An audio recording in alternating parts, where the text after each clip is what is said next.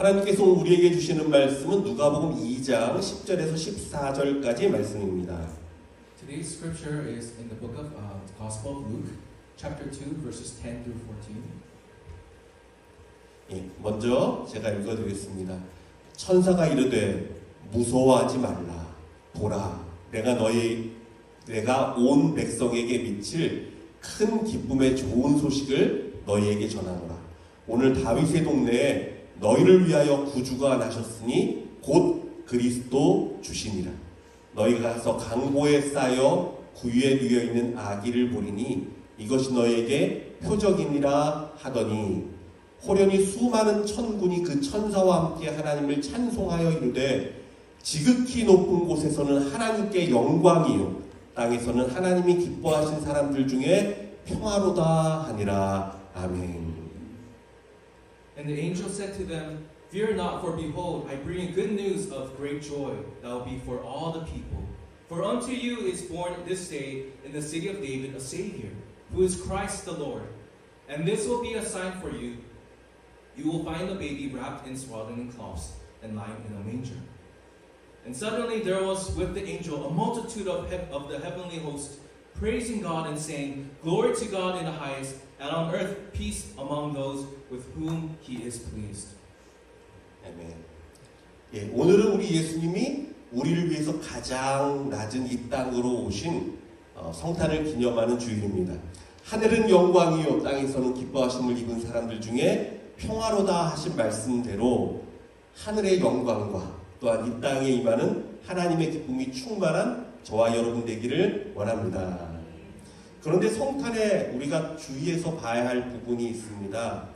예수님은 분명 모든 사람을 위해서 가장 낮은 이 땅으로 오셨는데 정작 예수님을 찾아가서 만난 사람들은 모든 사람이 아니라 매우 적은 소수였다라는 사실입니다. 그렇다면 성탄에 예수님을 만난 사람과 만나지 못한 사람은 무슨 차이가 있으며 예수 그리스도를 맞이하기 위해 우리는 어떠한 마음으로 준비해야 하는지를 오늘 말씀을 통해 살펴보기를 원합니다. 마태복음 2장에는 여러분 잘 아는 동방박사가 등장을 합니다. 그런데 많은 사람들이 동방박사에 대해서 오해하는 부분이 있어요. 우리가 노래에도 동방박사 세 사람 이런 나오죠. 근데 성경에는 세 사람이라는 단어가 나오지 않습니다. 동방박사들, 동방에서 온 박사들 복수로 이제 표현이 되었어요. 그래서 정확하게는 동방박사가 몇 명이었는지는 모릅니다. 복수, 그러니까 좀 몇 명이 있었구나, 혼자가 아니구나라는 걸 알 수 있고, 또 많은 역사학자들은 또 성경신학자들은 어떻게 보냐면 동방박사가 단지 그들 몇 명만 온 게 아니라 그들과 함께 많은 무리가 함께 예루살렘을 방문했을 것이다 라고 말하고 있습니다. 왜냐하면 동방박사가 예루살렘에 왔을 때 헤롯 왕과 온 이스라엘이 소동했다라고 성경이 말하고 있기 때문이에요. 그들의 행렬로 인해서 그냥 이 예루살렘이라는 도시 자체가 다 놀랬습니다. 소동했어요. 아니 저게 뭐지? 무슨 일이지? 무슨 일이 벌어졌지? 예수가 나셨대. 아니 메시아가 오셨대. 그래서 온 성이 소란할 정도로 놀랄 만큼 아마 그들은 화려한 복장과 또한 거대한 행렬을 이끌고 온 것으로 보입니다. 또한 이것을 뒷받침하는 사건이 뭐냐면 이 헤롯 대왕이 이 동방박사들을 절대 무시하지 못하고 있다라는 사실이에요. 사실은 헤롯이 이제 엄청난 권력자잖아요. 그 지방에서는 팔레스틴 지역에 모든 권력을 가진 자인데 헤롯 대왕도 이 동방박사들을 무시하지 못합니다. 아주 존중해서 대합니다. 이것을 봤을 때 아마 이 동방박사들이 가벼운 옷차림으로 몇 명이 온 게 아니라 많은 사람들과 함께 오지 않았을까라고 성경학자들은 보고 있습니다. 자, 첫 번째로 우리가 예수를 맞이하는 사람의 마음의 자세를 볼 때 첫 번째는 이게 안 들어갔네요. 경배입니다. 경배. 경배.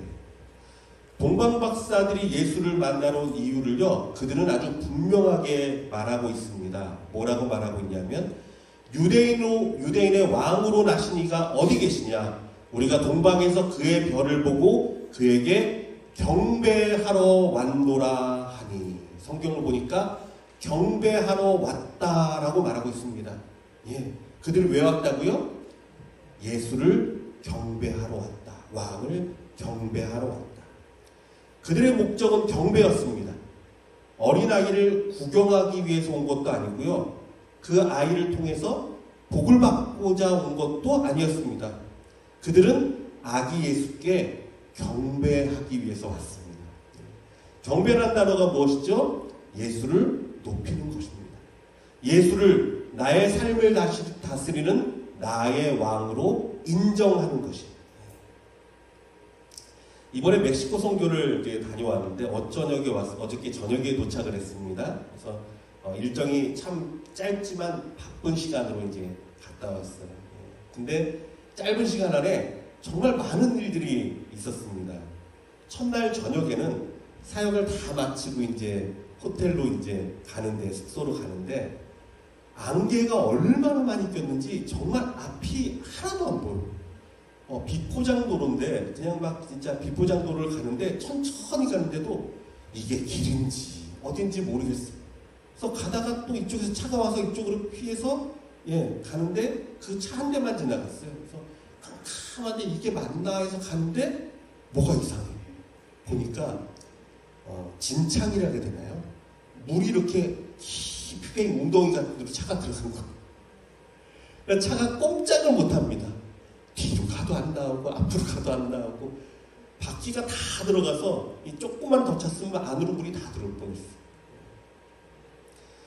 꼼짝을 못한 일도 있었고, 또 둘째 날에는요, 제가 배가 탈이 났어요. 그래가지고 그냥 화장실에 왔다 갔다 하고, 우리 팀원들도 몰랐을 거예요. 저는요 막 위로 토하기도 하더라고요. 토하고 화장실 가고 화장실 가면 막 천둥 번개가 내리칩니다. 그리고 또 차가 또 망가져서 뒷문이 안 닫히는 거예요. 차가 가면 삐삐삐삐 뒷문 안 닫혔다고. 그래서 차를 또 수리도 해야 되는 일도 벌어졌습니다. 그런데 여러분, 그럼에도 불구하고 우리가 저녁 나눔의 자리에서는요 언제나 감사가 넘쳤어요. 하나님 앞에 감사했어요. 기뻐했어요. 우리 주님을 높였습니다. 우리 가운데 행하시고 일하시는 우리 주님의 일을 송축했습니다. 왜냐하면, 왜 그랬냐면요, 우리의 선교의 목적도 결국은 주님을 경배하기 위한 것이기 때문이에요. 하나님을 높이고 경배하는 것. 우리가 아무리 많은 일을 행하고 큰 사역을 했다 하더라도 주님을 경배하는 경배자가 되지 못하면 우리의 사역은 다 헛것이 되고 말기 때문입니다. 그래서 우리들이 고백했습니다. 주님이 하셨습니다. 주께서 이루셨습니다. 주께서 도와주셨습니다. 우리 가운데 행하신 주님을 각자 감사하고 하나님께 박수치고 그런 시간을 가졌어요. 예수님을 찾아갔던 동방 박사들도 그랬을 것입니다. 그 먼 길을 오느라 얼마나 많은 일들이 일어났겠어요. 아마 많은 일들이 그 가운데 있었을 거예요. 그러나 그들의 마음에 단 한 가지 변치 않았던 목적과 이유가 있었다면 왕으로 오신 어린 아기께 경배해야지. 내가 그분 앞에 엎드려 그분을 경배해야지. 이 마음이었을 거예요. 그래서 그 아기를 만났을 때 어디 한번 안아보죠. 이게 아니었어요. 어린 아기께 엎드려 경배하고 황금과 위안과 모략을 그 앞에 드렸습니다. 이게 경배. 그리고 그들은 진정한 그들의 구주 예수님을 만날 수 있게 되었습니다. 자, 그렇다면 여러분들은 어떤 마음으로 이 성탄 주일날 이전에 오셨습니까? 우리의 마음이 정말 예수님께 경배하고자 하는 마음이 가득하길 원합니다. 예수님, 내가 이 예배를 통해서 주님을 높여드리겠습니다. 주님을 경배하겠습니다. 주님을 찬양하겠습니다. 주님을 기뻐하겠습니다. 주님은 나의 왕이십니다. 내가 주님 앞에 엎드립니다. 여러분, 이 마음으로 주님 앞에 예배하는 자, 경배하는 자들 되시길 주님의 이름으로 부탁드립니다. 두 번째는 낮아짐입니다. 낮아짐. 예. 구유까지 갈 수 있는, 예. 나사렛에 있는 그 구유까지, 베들레헴에 있는 구유까지 갈 수 있는 사람은 낮아진 사람이에요. 예. 오직 그 사람들만 갈 수 있어요. 예수님께서 태어나신 곳은 화려한 예루살렘이 아니었습니다. 큰 도시도 아니었습니다. 왕의 성도 아니었습니다. 왕궁도 아니었습니다. 아주 초라하고 작은 시골 같은 베들레헴. 그것도 장소가 어디였죠? 여관도 아니고 짐승들을 돌보는 구유였어요. 예. 동방박사의 소문으로 아까 말씀드렸죠. 동방박사의 일로 헤롯 왕과 온 이스라엘이 소동했다라고 성경은 말하고 있죠. 헤롯 왕과 온 예루살렘이 듣고 소동한지라. 온 성이 소동했습니다. 대제사장과 서기관들은 성경을 정확히 알고 있었습니다. 그래서 그들이 가르쳐 주잖아요. 동방박사에게 어디서 나실지. 유대 땅 베들레헴입니다. 베들레헴에서 나는 거를요 다 알았습니다. 저는요 말씀 묵상하면서 이 동방박사가 잘못해서 실수로 헤롯 왕에게 간 게 아니구나.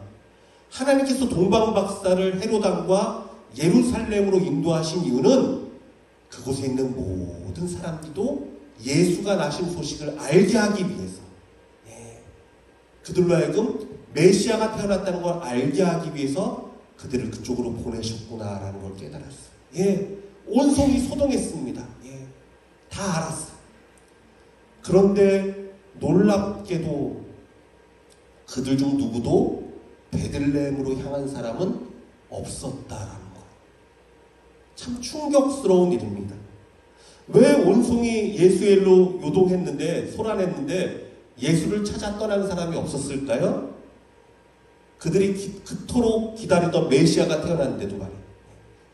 그것은 예수님이 태어난 그 땅이 초라한 시골인 베들레헴이었기 때문입니다. 그들은 왕을 기다렸단 말이에요. 베들레헴에서 왕이 오신다고 해도 믿고 싶지 않았습니다. 왕 중에 왕, 큰 성이나 위대한 곳에서 태어나기를 기다렸어요. 그들의 마음이 낮아지지 못했어요. 그래서 베들레헴으로 향하지 못했습니다. 여러분이 베들레헴이라는 곳은요 참 희한한 땅이에요. 왜냐하면 지금도 유대인들에게 버림받는 땅이 베들레헴이에요.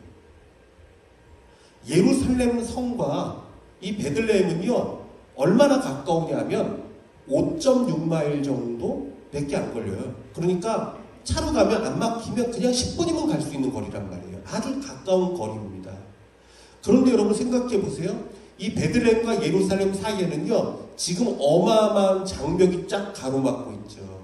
베들레헴은 팔레스틴 지역입니다. 예루살렘은 유대인들. 그래서 지금도요 베들레헴에 가려면 검문소를 통과해야 돼요. 제가 생각해 봤어요. 왜 유대인들이 베들레헴까지 내 땅이다라고 하지 않았을까? 충분히 할 수 있잖아요. 한 5마일만 더 이렇게 해서 선 긋고 여기는 우리 땅이다. 그러나 지금도 유대인들의 마음 가운데는요 베들레헴은 버려진 땅이에요. 예수님은 그냥 작은 선지자 중에 한 명일 뿐이에요. 왕의 왕 아니십니다. 유대인들 생각이. 외면당하고 버림받은 그 가자 지역의 거친 땅. 과연 누가 그곳까지 갈 수 있습니까?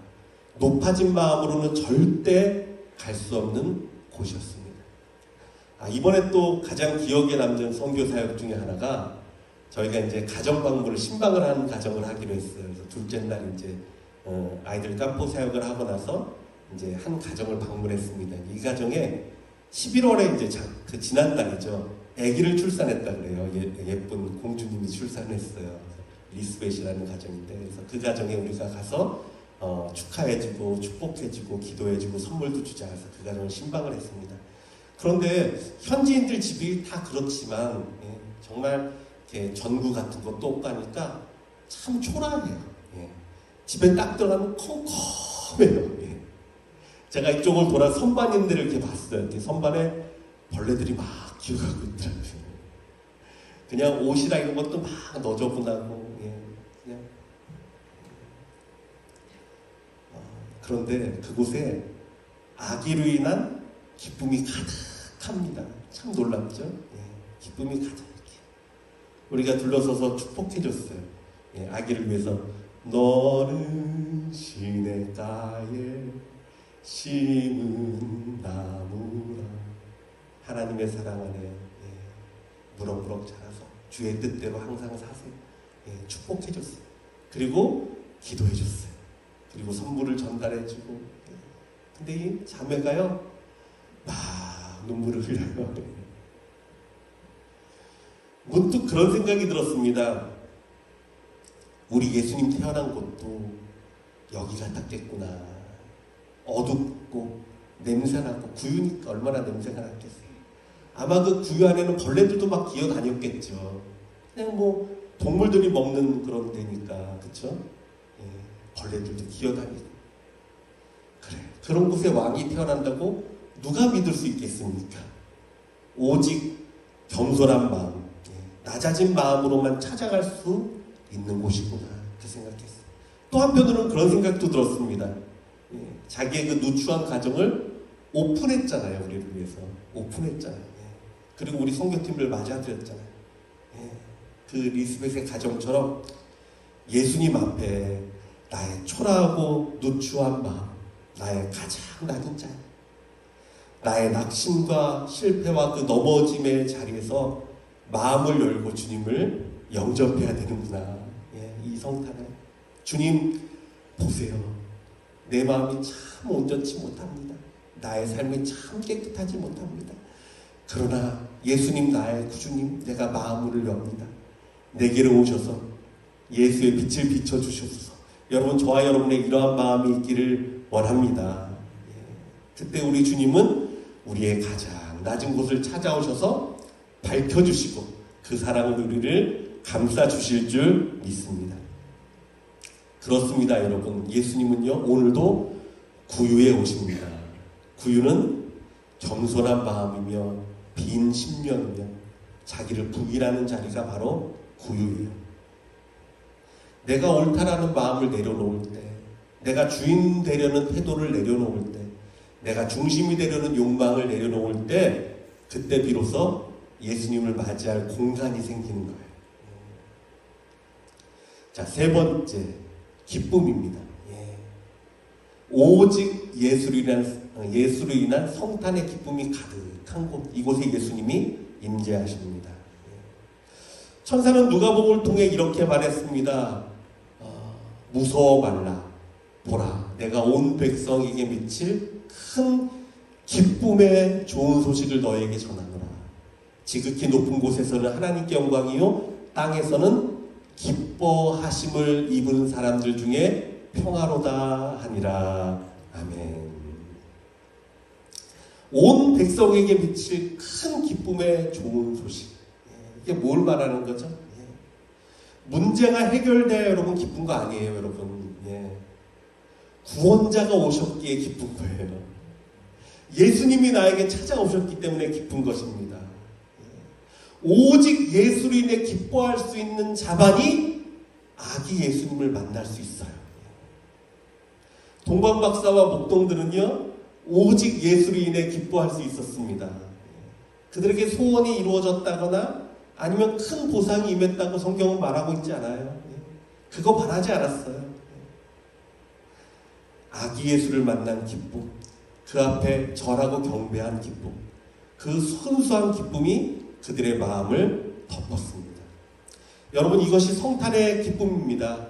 어찌 보면 여전히 삶은 고되고 여전히 문제는 남아있다 할지라도 예수님께서 나를 위해 언제나 찾아오신다라는 그 사실 하나로 기뻐할 수 있는 자, 이것이 예수님을 맞이하는 자임을 믿으시기를 바랍니다.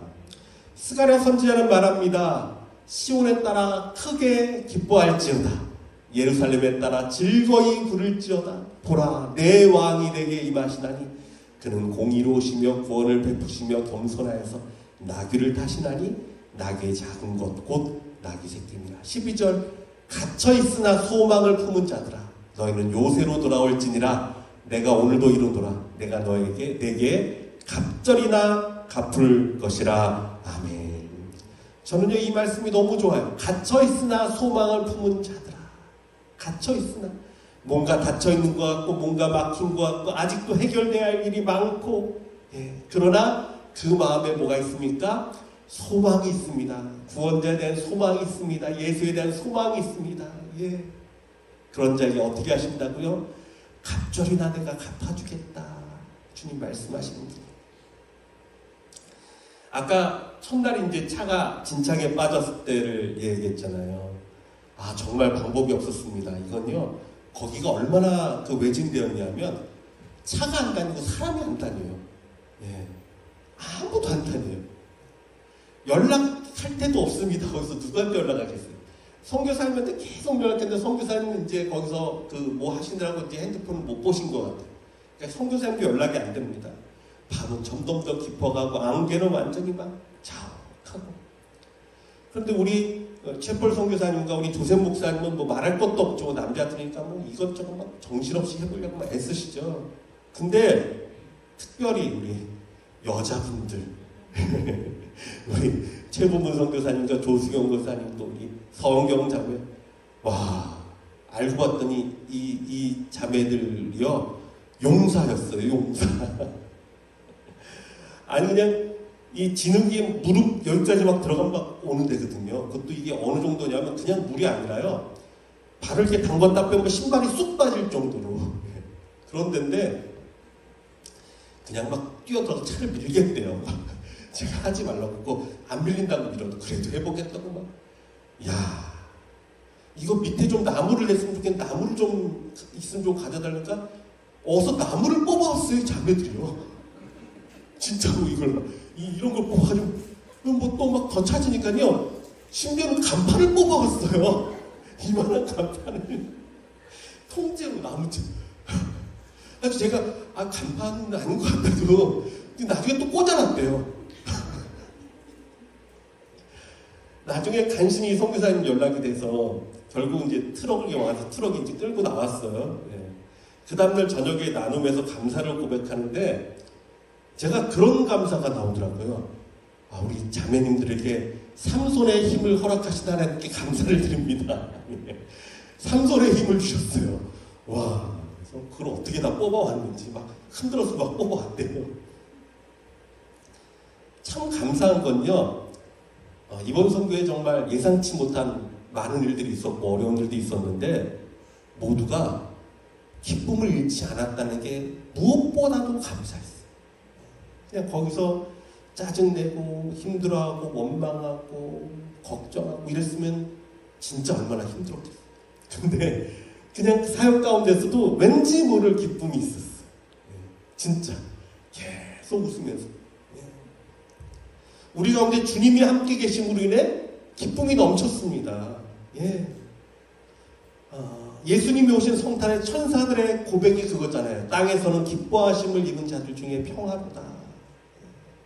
여러분 그렇습니다. 주님은요 오늘도 우리 가운데 찾아오셔서 예수로 말미암아 기뻐할 수 있는 자들을 찾으십니다. 예수로 말미암아 만족할 수 있는 자들을 찾으십니다. 오직 예수 안에서 기쁨을 발견하는 사람, 이 사람이 진정 예수를 만나는 큰 은혜를 잊게 됐기 때문입니다. 자, 말씀을 정리하겠습니다. 사랑하는 성도 여러분, 오늘도 예수님은요 성탄의 마음을 찾고 계십니다. 성탄의 마음. 여러분 우리의 마음 가운데 진짜 예수님을 경배하고자 하는 마음이 있으십니까? 정말 주님 앞에 낮아지는 마음, 나의 누추한 곳 주님 내 마음을 엽니다. 주님 찾아와 주세요. 이 낮은 마음이 있는가? 또 오직 예수 그리스도 한 분으로 기뻐할 수 있는 마음이 있는가? 사랑하는 성도 여러분, 성탄의 기쁨을 세상에서 찾지 마십시오. 성탄의 의미를 환경에서 찾지 마세요. 오직 예수 안에서 발견하는 우리가 되기를 원합니다. 이 성탄에 경배와 낮아짐과 기쁨이 가득해서 우리 가운데 오시는 예수의 은혜가 충만한 복된 성탄이 되기를 주님의 이름으로 축원합니다. 기도하. 지금은 우리 주 예수 그리스도의 은혜와 하나님의 극진하신 사랑과 성령의 위로 감동 역사하시는 충만하신 은혜가 예수의 기쁨 가운데 예수를 경배하는 자로서 겸손한 낮은 마음으로 주님을 맞이하기를 소망하는 여기 모인 모든 우리 성도들과 우리 선교사님과 이 땅과 열방 가운데 지금부터 영원토록 항상 함께 계시기를 축원하옵나이다. 아멘.